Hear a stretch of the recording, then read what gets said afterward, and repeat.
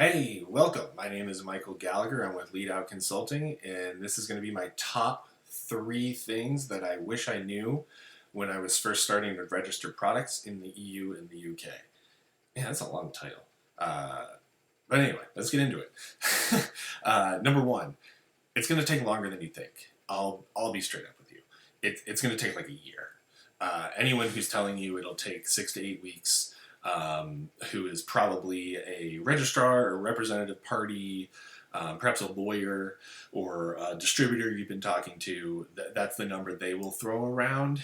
And that is true with the very large asterisks of you have to have everything already done. There are extensive and very specific documentation, formula, packaging, and testing requirements. And if you have all of those ready to go, sure, you're looking at like 6 to 8 weeks to do the paperwork with them and get everything in order.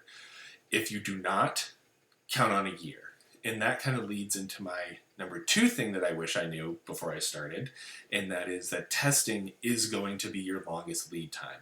And testing is very important, as well as your testing plan, because it impacts a lot of other aspects of your brand. It impacts your packaging, obviously, because you have to test in package. It impacts your formula.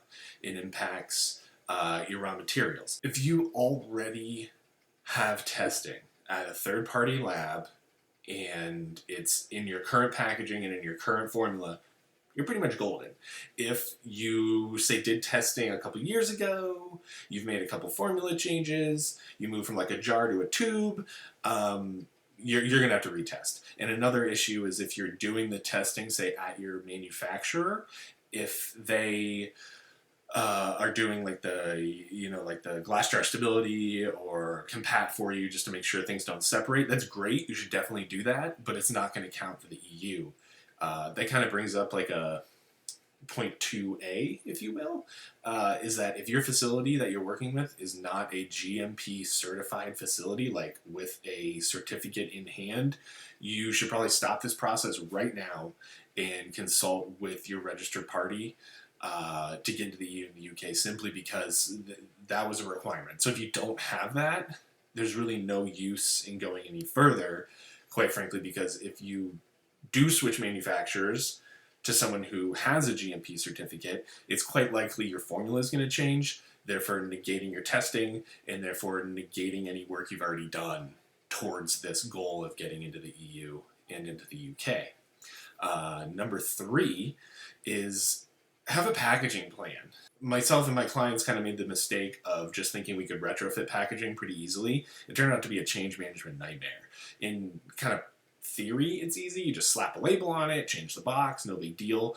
And like everything else, it's much more complicated than that. We ran into issues with how to apply the labels, designing the labels themselves, fitting enough information on the labels, having the labels look as good as the direct deco packaging. All those kind of things play into it. And if you're going into a new market, especially with that kind of thing, you don't want to have your stuff look janky, right? You don't want to be like retrofitting it to make it look janky, and that's your first impression in a new continent or in a new country.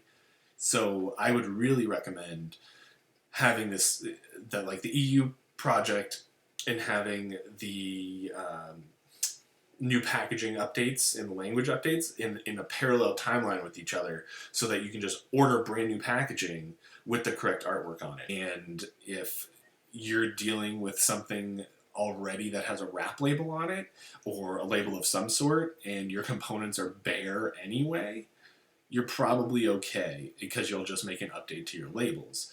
But you don't want to be caught in a situation where you have a warehouse of like $300,000 worth of components and they're basically no good to go into the EU and the UK unless you like sit there and wrap label each of them. Or you don't want to manage like two different SKUs for the same project or product, one for the EU, one for the UK, one for the EU, one for the US.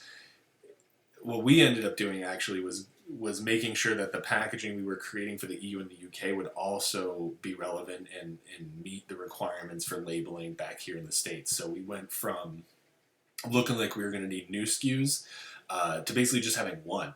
And it was just going to be a big change management project, and we were just going to have everything be on one packaging.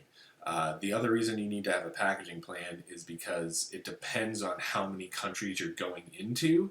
And if you're going into 6 or 8 countries, that's 6 or 8 language requirements. And you'll have to fit that somewhere on your packaging. So if you have small packaging or small jars or bottles anyway, that in itself becomes a whole challenge and a whole plan of, can you fit everything on the bottle? Can you fit everything on the box? If not, where are you going to put it? Is it on a multiply label? So it really gets out of hand very quickly if you don't have those conversations and those plans up front from like a high level of where you're going with your brand, trying to get into the EU and the UK. So I hope you enjoyed it. Those are my top 3 things I wish I knew before I started working on getting things registered in the EU and the UK. And if you guys have any questions at all, maybe your situation's a little specific, a little different, leave a comment, shoot me an email, and I'll get back to you. I'd love to chat and see if there's anything we can help you guys with. So thanks again.